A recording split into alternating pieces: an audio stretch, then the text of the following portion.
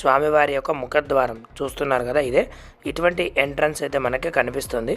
ఈ ఎంట్రన్స్లో మనం ఒక 3-4 కిలోమీటర్ల లోపలికైతే ప్రయాణం చేయాలి. ఆ తర్వాత మనకి ఇంకొక చిన్న విలేజ్ మధ్యలో వస్తుంది. ఆ విలేజ్లోనే మనకి బోర్డులు అయితే కనిపిస్తాయి, దామగుండంకి దారి అని. చూస్తున్నారు కదా, ఇటువంటి ఈ బోర్డును గుర్తుపెట్టుకోండి.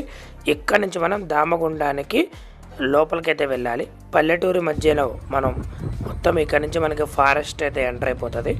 ఈ ఫారెస్ట్ రూట్లో మొత్తం అంతా కూడా ఎర్ర మట్టి రోడ్డు. ఈ మట్టి రోడ్లో మనం ఒక మళ్ళీ 2-3 కిలోమీటర్ల ప్రయాణం చేసిన తర్వాత మనకైతే దామగుండం రీచ్ అవుతాం అన్నమాట.